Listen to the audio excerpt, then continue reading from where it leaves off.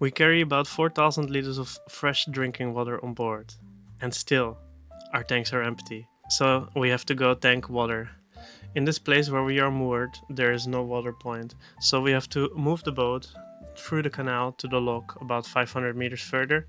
However, since a while now, there have been refugee ships moored there, so I've asked the captain if we were allowed to dock alongside them so that they could pass along a hose in order to fill our tanks. Their captain agreed, and they were very helpful.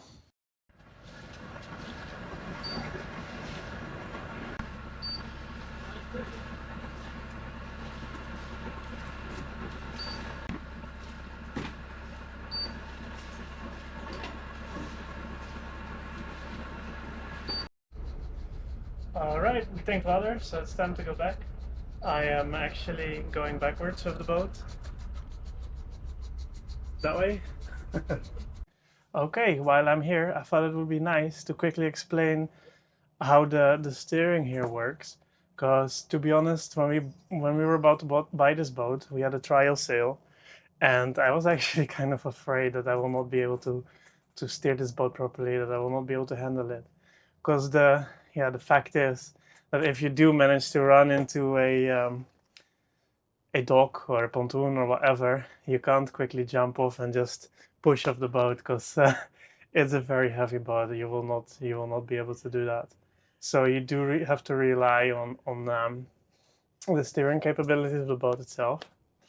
The camera actually died while we were coming back from taking water. I wanted to explain it then, but I guess now I can do it.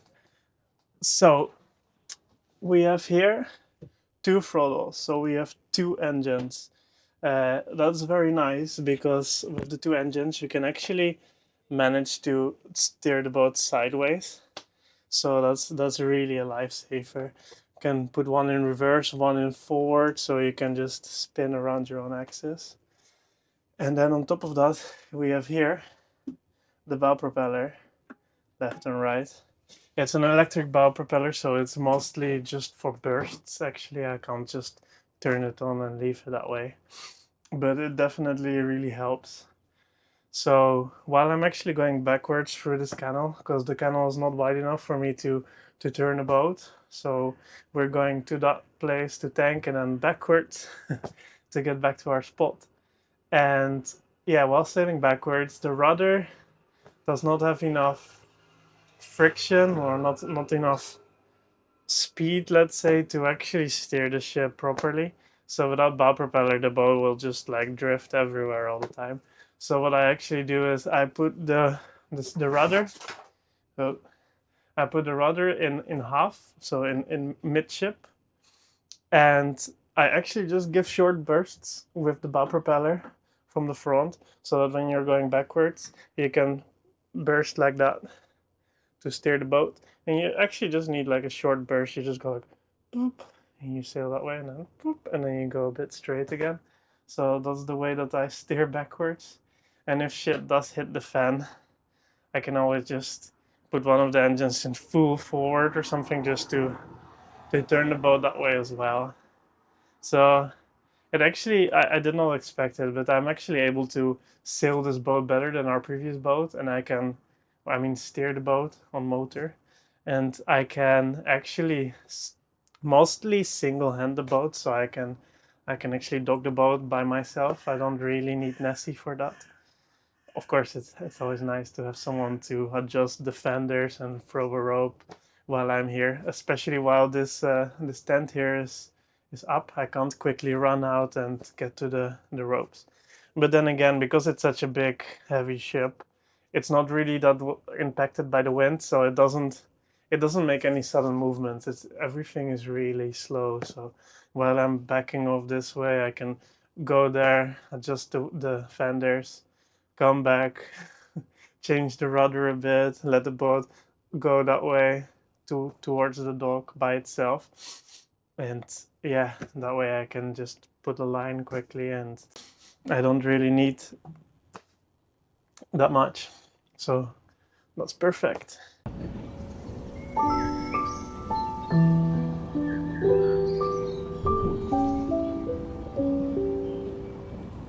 So I'm taking apart the cupboard here because the wall of the cupboard is actually screwed against the cupboard, and unfortunately I have to disassemble the entire cupboard to be able to get the wall out.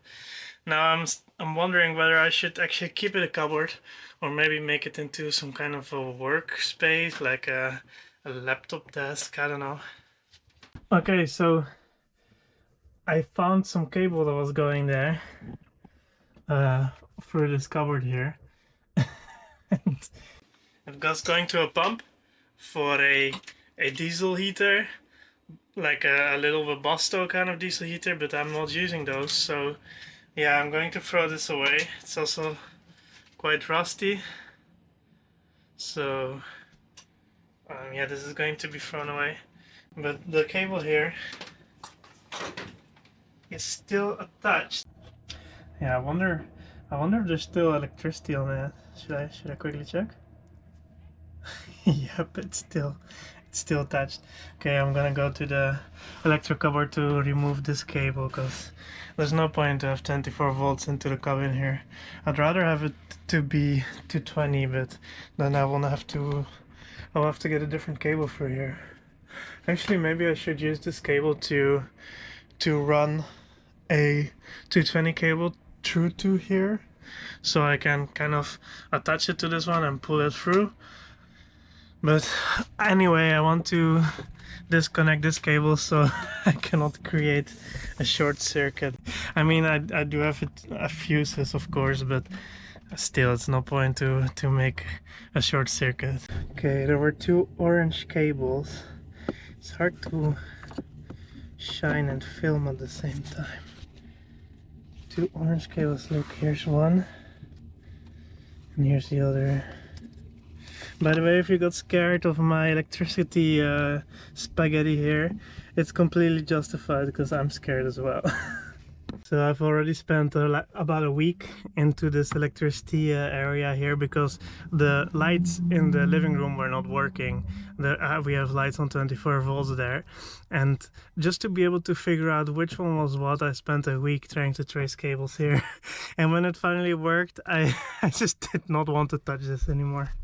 The previous owner did give up on trying to make it work. They just put a LED strip on 220 to get light into the living room because they were like, never mind. Alright, these are off.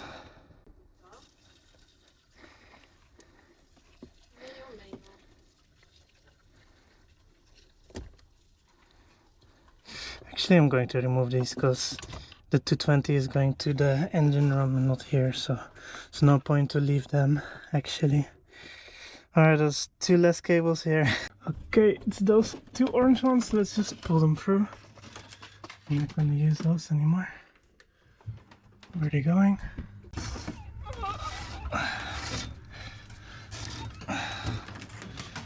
I like removing cables because it means there's less of a spaghetti here in the boat.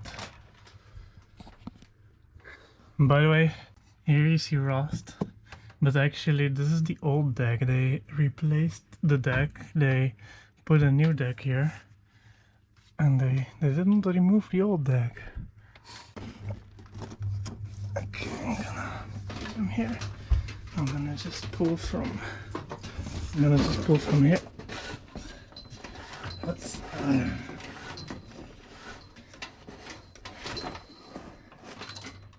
there we go.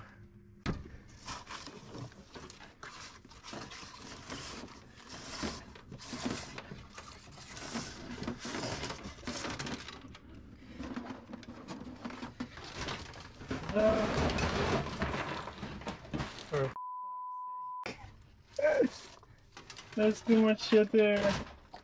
Everything falls. I managed to get most of the wall out from this side. There's just one piece there still left. Here. Yay! That's it. Now what to do with the rest? Oh, here's still a piece. Yeah, there we go. Alright. Alright. Trash. Okay, question, what do we do with this place? It's a bit too small to have like a nice spot there. Okay, so this is where I'm at the moment. I fixed most of the behind me.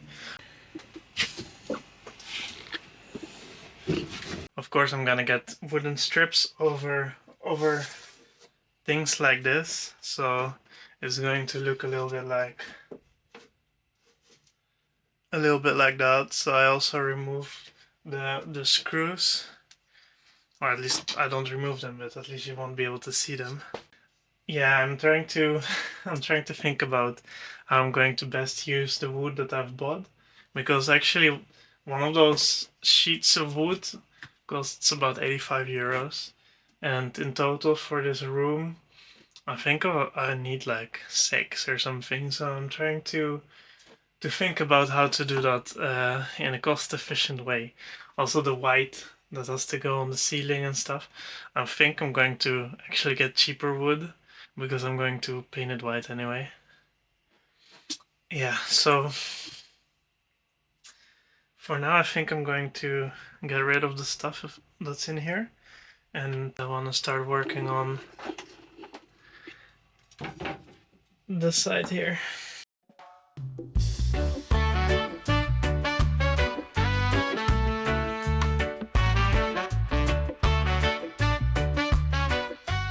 Let's take a bit of a break today of all the wood sawing and painting.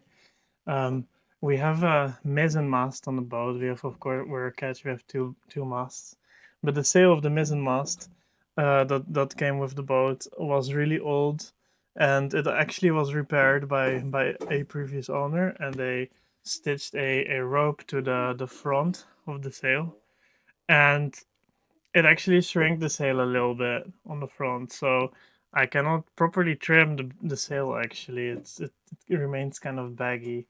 So ever since then, I've been looking for sails online. Buying a new sail is expensive. It will be 5,000 euros, something like that. So yeah, I'm actually thinking for the time being to just look for a secondhand sail online, because yeah, we just don't have 5k lying around right now. I found a sale online on a second-hand website, and it's roughly the right dimensions. So yeah, let's go there and see what it looks like. Hello. So we are where we are, somewhere on the east of It's called Dial. Dial. Yes, it took us like 50 minutes to get here with a car, and we came here to check the sale. Okay, let's check it.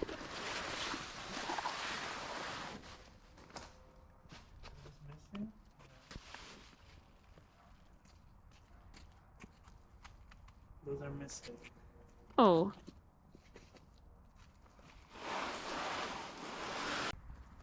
That side looks longer, right? yes, I think so, but you still have to then straighten it.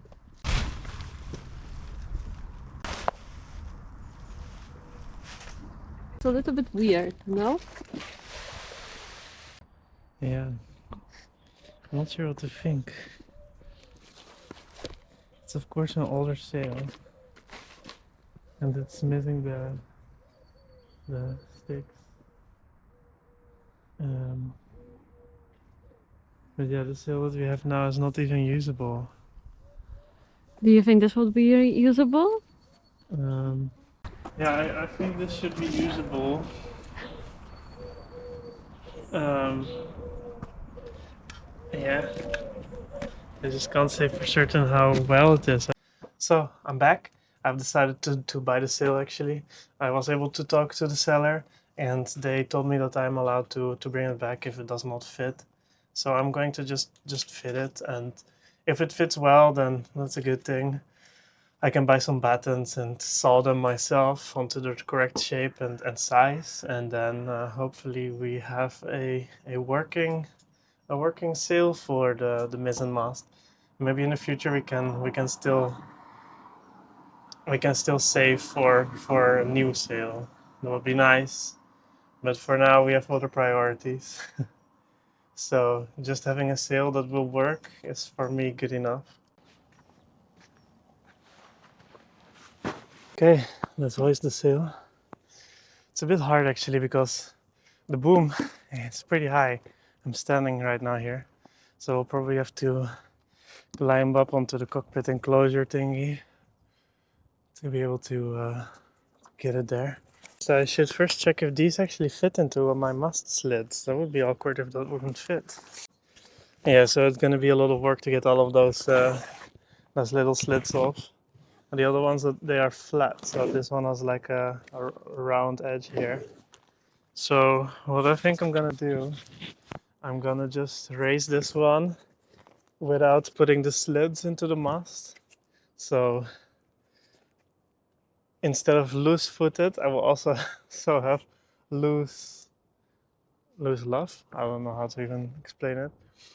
But that way I can actually see if the size is right, and then I can decide to change those if it's fine, and if not, then I don't even have to bother.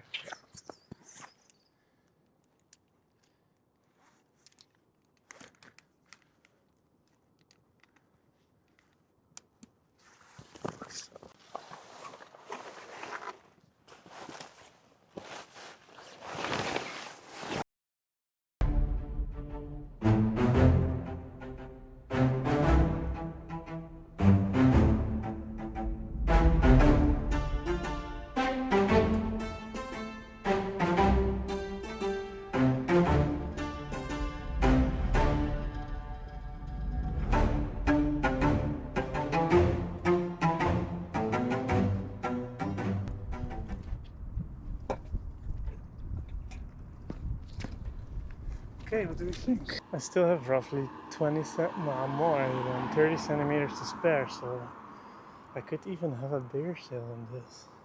I mean, the sail's definitely better than what we used to have. I can trim it now actually. It definitely looks better. So if I would trim it, I would pull this down like that. You see? I actually feel already that it's taking some wind. And I don't even have it in the front of the mast. Like, I don't have the luff connected yet. So for now, I think this will do just fine. Right?